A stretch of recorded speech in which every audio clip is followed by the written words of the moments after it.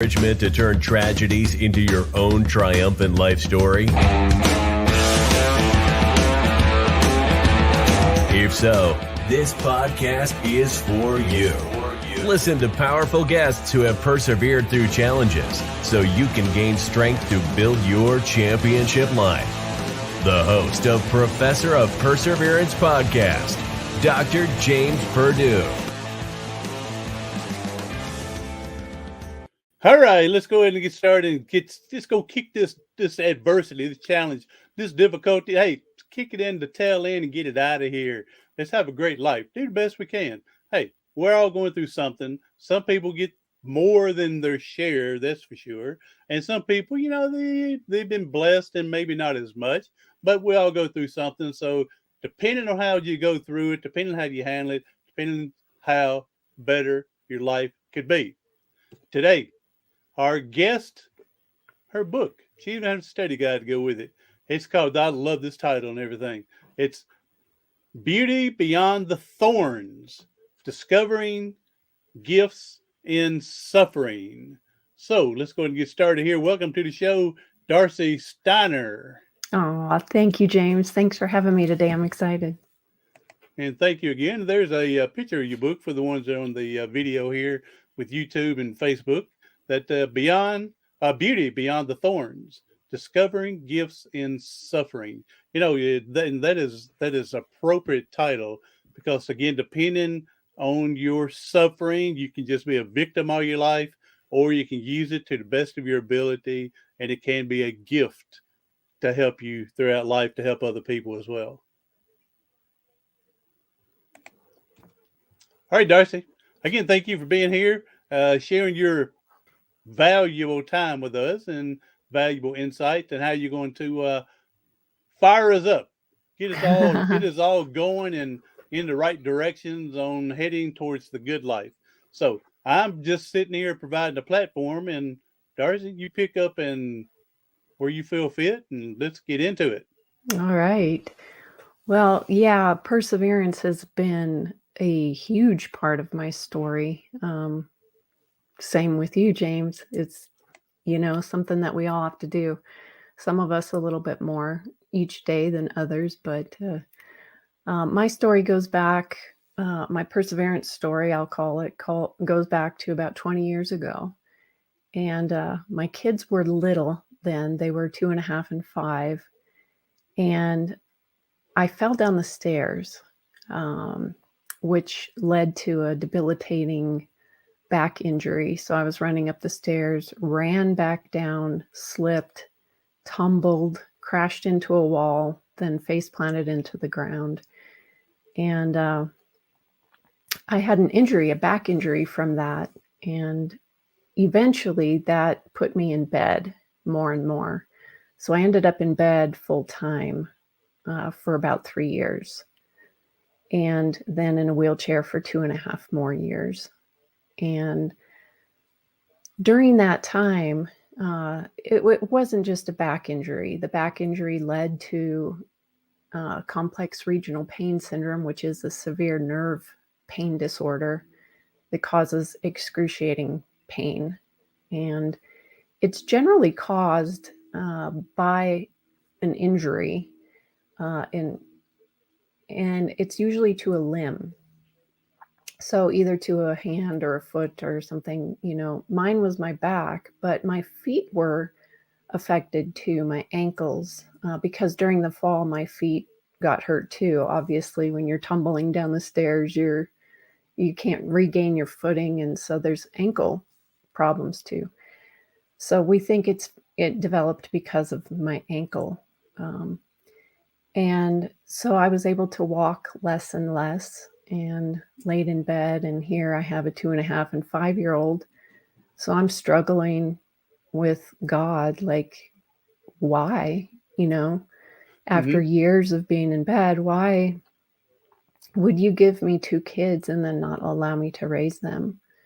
And I'm watching my husband struggle to try to get his new company off the ground. And it's just, it's so stressful, and our bedroom was upstairs. So I was excluded from a lot of the family activities, including dinner. And I write in my book, there's a chapter I write about, my first chapter, about kind of a window into that time. And one night when I was listening to my family eat dinner, right down directly below me, and I'm hearing their forks hit the plate, and they're eating and they're laughing together. And I'm upstairs with my knees to my chest and just crying and missing being a part of my family, because this isn't how I planned my life. Oh yeah. And now the 2.5 and the 5-year-olds Yeah, now, they're not understanding why mama's not being able to do what she's doing for us either. They're way too young, so they're having their own little perseverance issue going on through here. exactly. You hit the nail on the head. We all are. Mark is too. And I got to a point where I weighed 100 pounds. Doctors didn't know if I was going to make it because I kept losing weight. And I went to so many doctors and they could not figure out how to help me. And I had previously ordered some books because I was starting to get interested in nutrition. So I had some books that I had ordered that I was going to start actually a master's program for. So I grabbed one of my books one day and opened it, and there was this recipe for this protein shake. Well, this protein shake ended up saving my life Okay. because the amino acids in it went to my brain, which helped my depression, went to my muscles, which helped them to grow and not be as atrophied. It enabled me to be able to get out to go to pool therapy. So Mark started taking me to the pool twice a week, and I learned to walk all over again.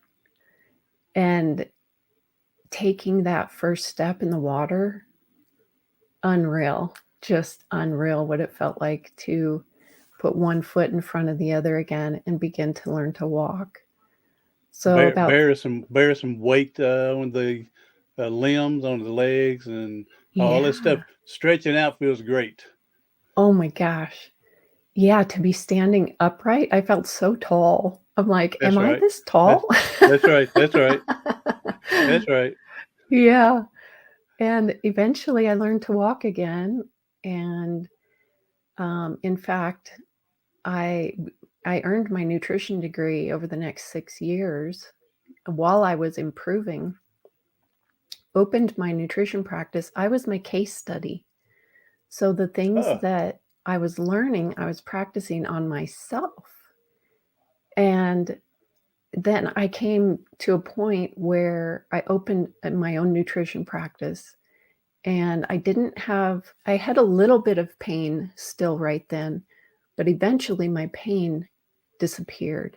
And that is oh wow. so uncommon for complex regional pain Yeah, yeah, syndrome. yeah. I was going to say you rarely hear it in, I can say, people with back surgery or whatever, and they're getting all this medication for pain, and it's rare that you hear that the pain just leaves on its own finally. Oh, yeah. And something that I learned is that a lot of the medications that I was taking, so I was addicted to OxyContin Uh, and Xanax, mm-hmm. you know. And my nutritionist, who also happened to be my counselor, she helped me decrease those meds safely and slowly. Do not do this on your own, people. Do Um, not take this under without doctor's permission. yes, Following, I'm a doctor, but not in medicine, so do not follow the advice without your advice from your physician. thank you for emphasizing that. It was And also, not to interrupt you so no. fast, but I was on. I'm a spinal cord injury. I was on muscle relaxer to help prevent me from spasming while I'm just sitting in my chair, and I kept taking medicine but I kept having spasms. So dumb me, without talking to my doctor. That's why I say talk to your physician.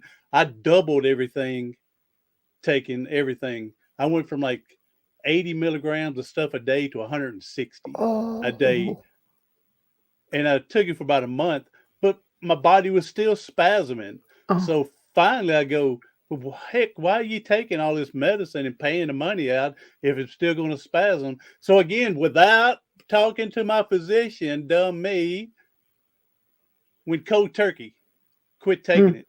I Oh, went, I went like 4 nights without no sleep because my body's trying to adjust without this medicine. Then the fifth night, I slept like 18 hours, but I've been off of it ever since. I wow. do not suggest doing this without proper guidance and people watching you. So yes, but Exactly. I know what you're saying there. So I'm sorry I interrupted you. No, I'm glad because that needs to be, that needs to be adhered to because it is very dangerous if you go. I mean, people have died stopping Oh, mm-hmm. taking medicines, and it took me years. It took me years of decreasing my meds, and that's how I did it safely. But eventually, I was able to get off of those. And but yeah, no, so important to do that with a doctor's help. I, I don't understand, and I know with this, and I'm off topic a lot with you a little bit here, That's uh, okay. but uh, but I don't understand when these you got three different doctors, one for certain pain, one for your regular health, one for whatever else, and you're on 18 different pills. Mm, And I don't know how they don't think those pills are interacting with each other and it's canceling something out or totally making something else go on that they didn't think of because all the chemicals that are combined in. And I don't understand taking that many uh, mm. without some type of consequence.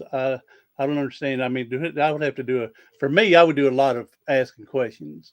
Do you know that the combined in these, it's not going to hurt? And, there are probably three or four or five of them. You say, oh, no, they're okay. But how do you know 18 of them, different pills, Exactly. is not doing something? So, all right, go ahead. I was just on my little soapbox for a second. No, it's so true. My dad was on 18 actually. Oh, okay. And wow, I was talking with his doctor. I'm like, now why does he need, there are natural things that you can do that these meds do. They create meds after amino acids. Like Mm-hmm. antidepressants are created imitating GABA or, some other amino acid. And so that's what my counselor did is put me on some amino acids to help me safely decrease the other meds that were doing the same thing. So there are alternatives. You just have to meet the right person, and thankfully I did. Mm-hmm. And so anyway, I got to the point eventually where I had zero pain, and I'm practicing nutrition and helping other people to not have pain. And I had 9 years where I was functioning great, and I was teaching sport nutrition at the local high school.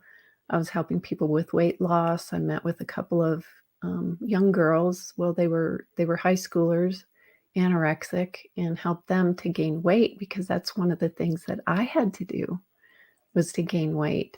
And I was helping basketball players gain weight. And one of my students actually is in the NBA right now. There you So go. that's kind of fun. Yeah. So, Now, you were talking ladies and everything. Now, you talking NBA for the dudes, guy, or yes. WNBA for women? Nope. NBA. Men. There I you was go. working with Awesome. the men. Yeah. Not to say that women NBA is not awesome as well. They are. I wish they would get the same deals that the men get, Me better too. contracts and stuff. But eventually, hopefully, eventually, that's on the way. So I hope so too. Yes. There's no reason why it shouldn't be, but yeah, this um is this is 2020, not 1920 or 2022. I'm sorry for the ones on the podcast. 2022, not 1922, and things need to be more evenly the way it should be. exactly. Agreed. So Working towards that. So yes, here's a plug for equality, but there we go. equal pay, yeah, and equal treatment. So yeah, so that was great. And my kids were actually in sports, so they showed up at some of these camps that I was teaching nutrition at. And so they got to see me go from being bedridden to teaching them. And I practiced nutrition on them because they were in sports, in soccer and cross country and, different sports. So that was kind of fun to come full circle for them to see the opportunity, Hmm. and it's not all just about physical health, but I think it helped heal some things in them and me. Now, one of the things that happened during this period of time, I'm going to talk about how there are gifts in suffering. And one of those gifts we saw very, very profoundly in our kids, and that is the gift of compassion. And the gift of compassion is one of my chapters in the book. And a story that I have to tell about how my kids grew in compassion during their young years. You want your kids to be compassionate. You want them to have different characteristics. You want them to understand and know how to persevere, but there's a story that I have that I really want to share, and it's about my daughter Jen. She was in elementary school, probably about second, third grade. I can't remember exactly. And she had forgotten her lunch at home. So we got a call from the school. Jen forgot her lunch. Can you please bring it? So my husband, Mark, got in the car and brought it to the school, and they were already out at recess. So basically she missed lunch, but they were already out at recess, and he saw her on the playground, and she was twirling a boy around in his wheelchair. That's There how you she was go. spending her lunch. She was used to wheelchairs because her mom was in one. That's right. And I was so proud of her. And I was just like, God, you taught my kids, you shaped them, you formed them how you wanted them to be through this disability. And she didn't let this boy be left out. She included him, and that's how she was spending her recess. Well, come to find out, she regularly, every day, spent her lunch with this boy. And you want your kids to learn that, and they learned it because of suffering. It's a Hmm. gift. They learned a gift in suffering.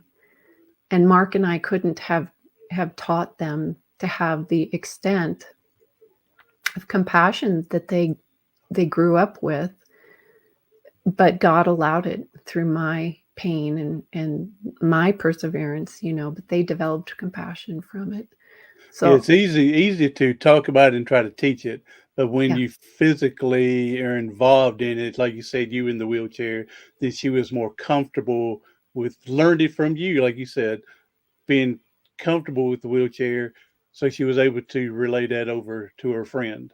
Hmm. Yeah. And so that's what I call a gift in suffering, is that my kids are very compassionate people. In fact, they are adults now. They're 25 and 23. And one of them's a child life specialist.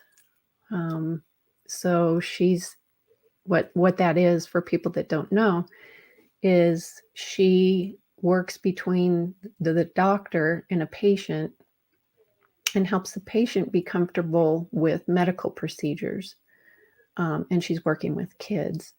So she helps the kid be more comfortable with, let's say, getting a shot by practicing on a doll and having the child practice on the doll so that they know what to expect.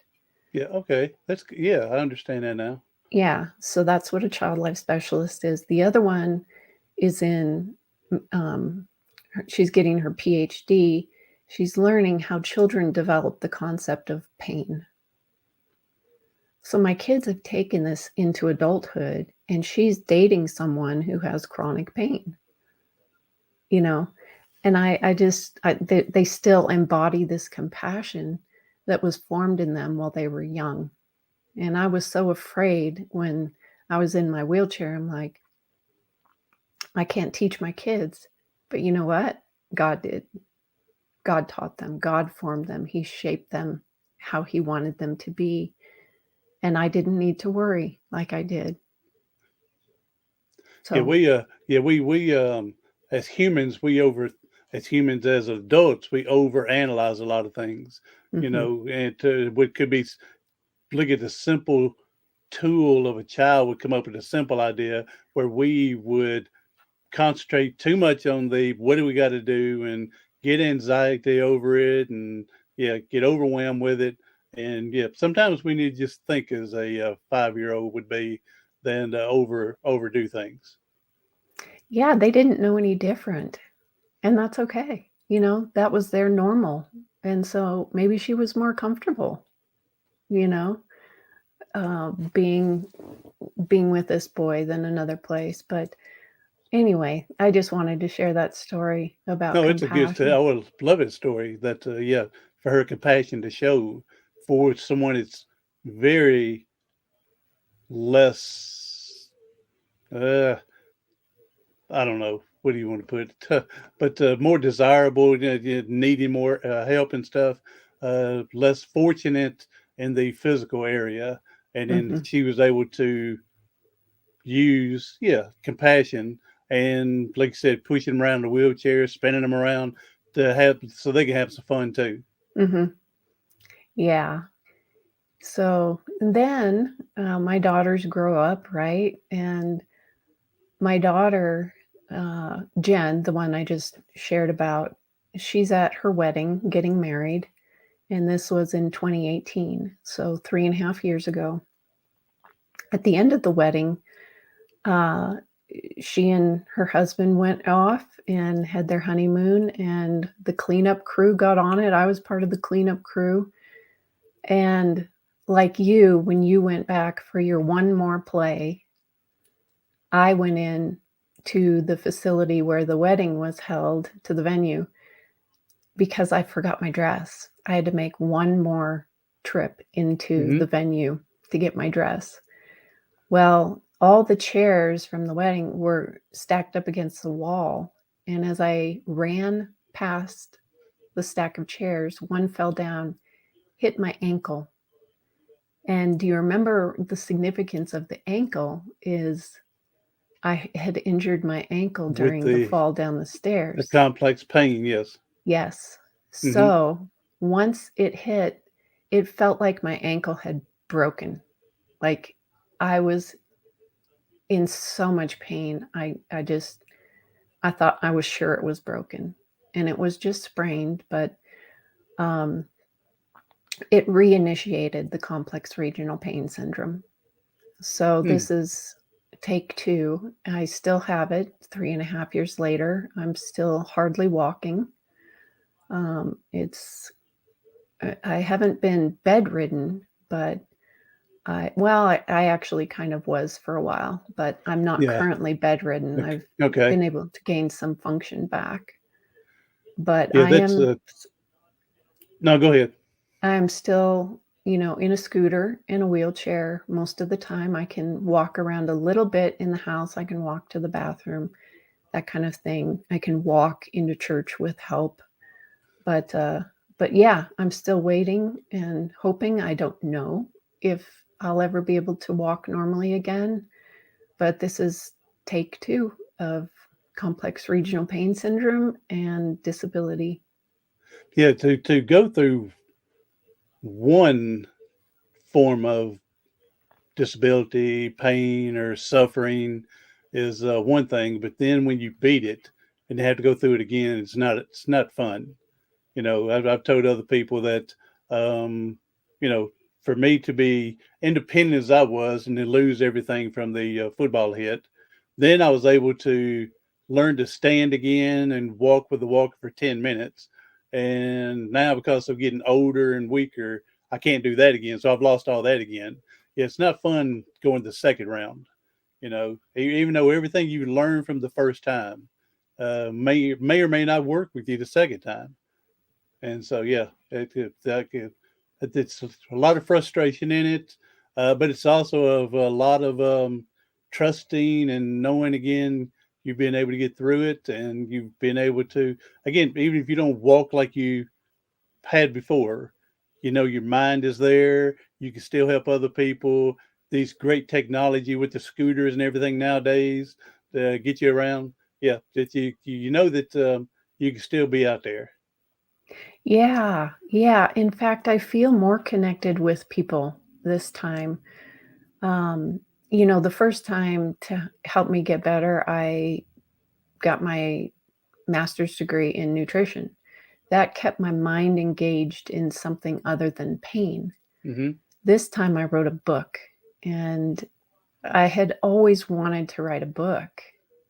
I just never knew it would be about finding gifts in suffering. I thought it would be a sports nutrition book. There you go. You And for know? ones on the podcast listening, book again is called Beauty Beyond the Thorns: Discovering Gifts in Suffering. Darci J. Steiner, MS. So yeah, I'm all for with the you can find gifts in your suffering. You just have to look for it. So, and with you use the beauty beyond the thorns. I tell people sometimes we get a rose handed to us and we're in great shape. We just smell the beauty, look at the beauty. The thorns already removed, but sometimes we have to walk through the fertilizer to be able to get to that beautiful rose, and in life. So yeah. Yeah, and this book helped me. Pain is very selfish. Pain wants us to look at ourselves, to be self-focused. And one of the antidotes to that is to force yourself to think about other people, and to make myself, okay, I'm hurting today. Instead of focusing on my pain, who else is hurting? Who's not hurting? Just somebody else I can give to and write a card to or do something for. And so that's kind of how the book came along. Was I started a blog because I thought, well, that's one way I can give. And I had watched my dad go through dying his last 2 years of living. What he did was he gave. He was an artist, and he drew pictures in the facility he was at. He was in an assisted living facility, and he was a former art teacher. So he drew pictures for people. And I tell you what, the whole facility had pictures all around. Everybody started getting these framed, and they were everywhere. And I watched my dad give, even though he was dying. And it was such an incredible example to me. And so I thought, oh, well, what gift do I have that I can give? And I couldn't figure it out. That's Hmm. how self-focused I was. And so I'm like, well, I like writing. I've always wanted to write a book, but I'm afraid, that I'm going to get something wrong or teach something wrong or There you go. whatever. Yes, there you go. That's right. It's going to be boring. So I started with a podcast. And the reason why I started with podcast is because of Brene Brown. Brene was like, if you wait until you do things, if you wait until you're perfect, you'll never do anything. Exactly. You'll never get anything done. So I'm like, okay, I'll start a podcast. And I called it Radiantly Broken. And it's no longer up. I took it down because of my website is on a different site now. But it got me started writing. And I started writing poems because sometimes poetry is the only language you can speak when you're in pain. Hmm. And so there's a few poems in the book that really describe what I felt. I felt very alone. I felt very dark, in a dark place, faithless, all just losing hope. I lost hope. Like, why does it even matter if I pray? Like, you're going to do what you want anyway, aren't you, God? And just cynical. And then I started writing chapters, and I didn't intend for it to be a book at first. And then it was like, these are kind of like short Bob Goff chapters. Is And this still for your blog you're writing? well, this is Or you so just I'm started? doing both. Yeah, Okay. so I'm Okay. writing my blog, and yeah, some of these things that I wrote ended up in my blog, but they were very short.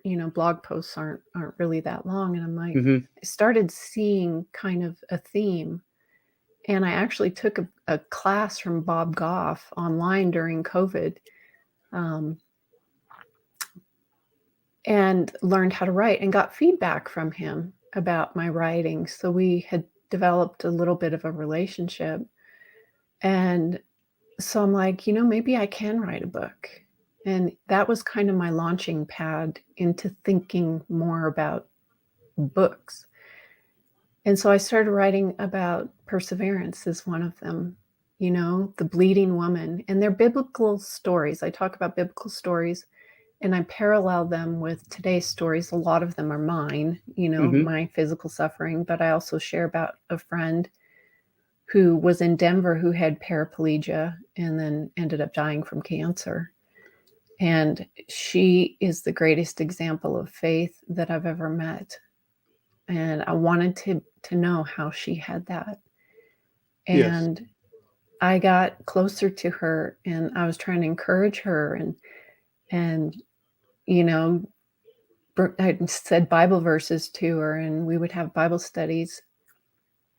And she looked at me one day and she said, I don't really think I have it that bad. James, she was bald. She had rashes all over her. She was thin. She had cancer. She had paraplegia. And she didn't think she had it that bad. Mm. So I handed her my Bible and I said, will you teach me the kind of faith that you have? Yes.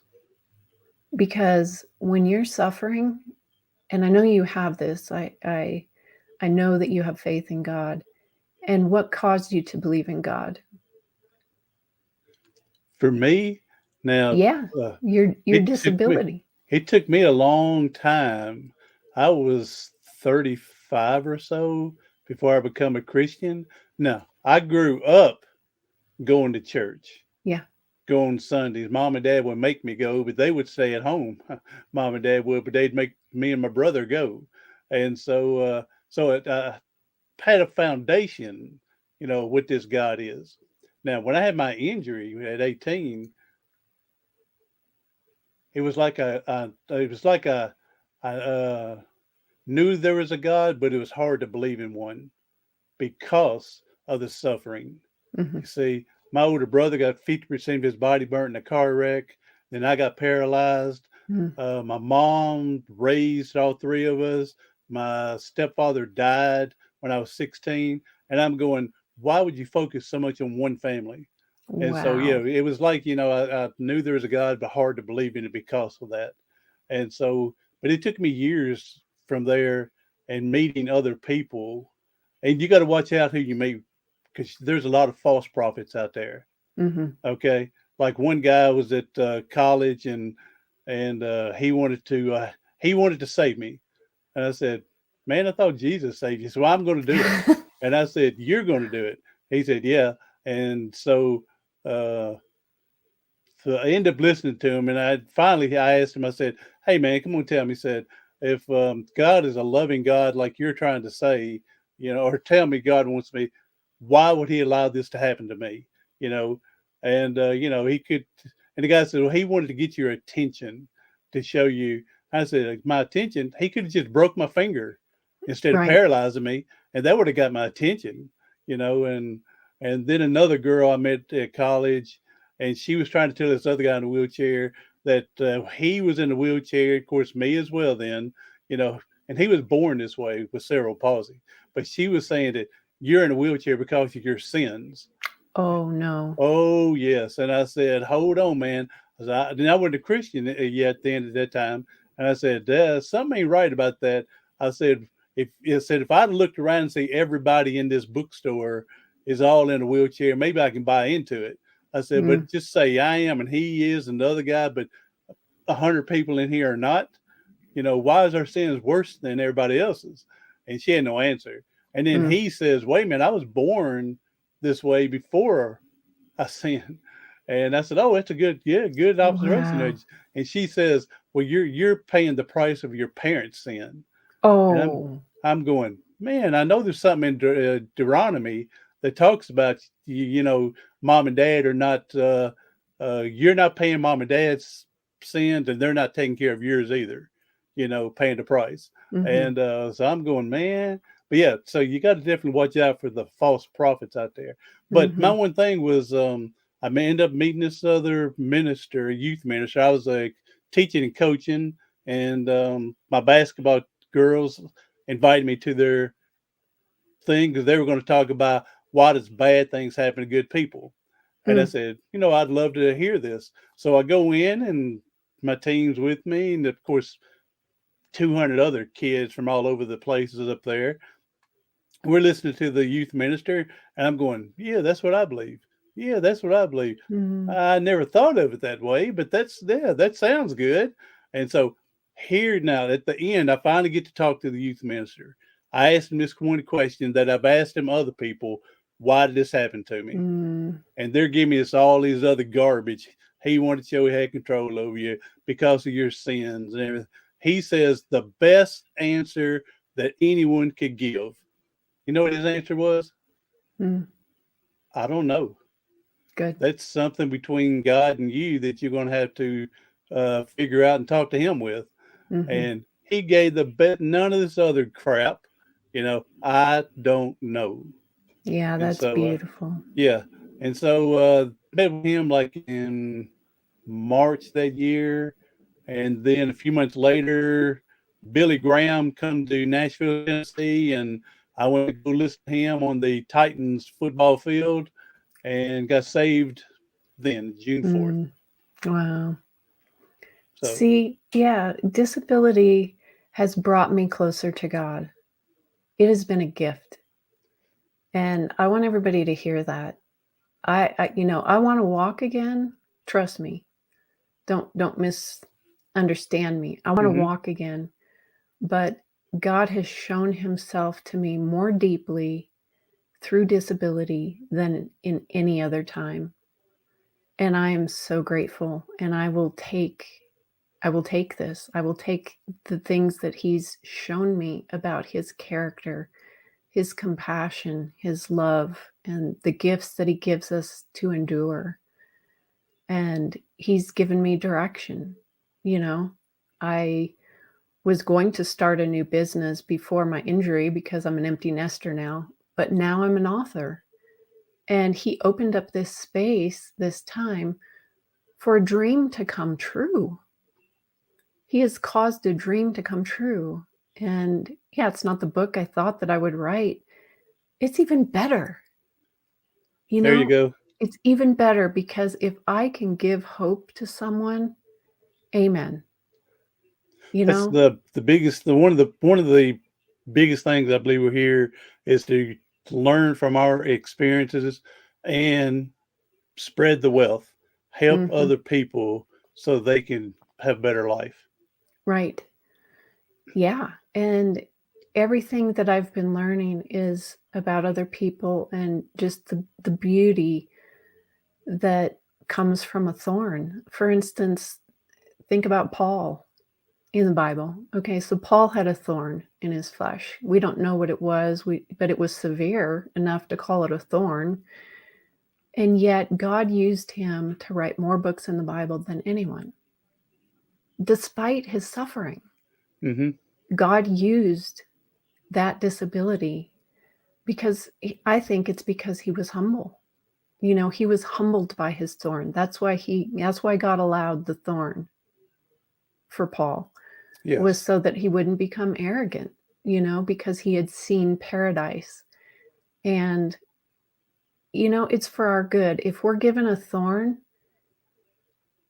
God has a purpose for each one of us. If he's given us a thorn, it's for our good. It's for our benefit. It's not because we're not as lucky as other people. We have a different mission. That's all. We just all have different missions. So some of us have different kinds of pain. Some of us have to go through infidelity. well, you know what? I'd rather go through this than that. I think that's hard. But if I can speak hope into that kind of suffering, I think sufferers all kind of, we have something in common. We have a camaraderie, There you go. and we can all help each other. People who have struggled with financial problems, they're suffering too. We're all suffering. We're just all suffering in different ways. Ours just happens to be visible, James, That's right. That's right. and I'm a big believer that sometimes we go through whatever it is, and it's to prove to ourselves through God, however people look at it, just me, myself, if you're not religious, spiritual, however, but it's to prove how strong we really are. mhm, So we forget how strong we are because we want to be poor, pitiful me. And when we're going through it, but when we come out the other side, stronger and better and more intelligent and more experienced, again, I keep referring back, use that to help someone else get through their stuff. mhm. So, Yeah, and when Jesus came and he gave his first Sermon on the Mount, he said, "Blessed are the poor in spirit." By that first statement, he just turned the world upside down. Strength was something different. It wasn't strength like on a football field anymore. You're stronger now than when you were on a football field. I'm stronger now there than you when go. I could walk in high heels across a stage. We're stronger because of the inside, and troubles bring strength on the inside and help us to trust. God is our strength. We just put our trust in something besides ourselves because we have to. But that's an opportunity, and that's a beautiful thing to trust in my Savior to lead me. I don't have to see anymore. If I face him, I'm good. He sees where we're going, and I can't make decisions. I'm not like, I know where I'm going. I know that at any time he could call me home, and so until that day comes, well, I just do the best that I can. And right now, what it is, I can sit, I can type, and I can write books. So that's what I'm doing. But if he does something different for me, then that's where I'll go. And I'm letting him guide and direct my next step. Like you doing a podcast, extending hope. It's my same goal, is to let's put hope out there. Hope Amen, is, sister. yeah, hope is not gone. So we're blessed far more than we think sometimes. 'Cause again, we're so complex, we overthink things, and yeah, we need to look for the blessings. So, Yes. all right, Yeah. Darcy, thank you for being here. We need to scoot. That's sad because I'm enjoying the sermon today. So you're refreshing my inner spirit as well. So, hey, go ahead and tell us where we can get hold of you, social media wise, website, your book. Sure. So my website is Darci J Steiner, and it's spelled on the book there, DARCI, middle initial J, Steiner with an EI.com, darcyjsteiner.com. On there, you'll see my other social media platforms. It's just at Darci J Steiner. Instagram is at darcyjsteiner.writer. Yeah, visit my website. I also counsel nutrition still part-time. I have my book and my study guide for Bible studies if Bible study groups want to pick it up, or if you want to do it for personal study. The study guide helps to personalize it a bit, and that's my story. And I'm sticking to it. All right. And so just the old Googling, just Darcy J. Steiner, and Google, and everything will pop up there, I'm sure. And we'll put it in the show notes as well, your website and other social media, make it easier for people to click on as well. All right, Darcy, now we know there's people hurting and struggling today. If you could leave us with a positive message that would help them get through today, that'd be a huge blessing. Yes, and that is on the subject of hope. If you are feeling hopeless, know that there's always hope. And James and I have both been to a place where, at least, well, I don't know, James, about you, but I've wanted to die. I have wanted to die. I've asked God to take me. And yet, there's a quote by Friedrich Nietzsche. He was a German philosopher, and Viktor Frankl quoted him in his book, Man's Search for Meaning. In Man's Search for Meaning. Yes, thank you. He who has a why to live for can bear with almost any how. And so find your why. Find your why. Is it someone? Is it family? Is it a purpose? If you're being called to a different direction, you can find something new, something different, some other way to give, but you have a meaning, you have purpose. You're here for a reason. There is always hope. So please don't give up. Amen. And on the part of, yes, I have asked God to take me as well. And I tried to take mine 3 times in 3 days. That's how bad I wanted out. So that's a different podcast, and we'll get from there. Darcy, again, thank you for being here and sharing your story and sharing your inspiration and giving us some hope to be able to persevere through this struggling in life to have a better life. So everyone else, thank you for coming in. Be sure to share this out to someone you know that can use some hope, use some inspiration, motivation, encouragement, empowerment. I'm Dr. James Purdue. Do something today, tomorrow, something next week that's going to help you persevere past your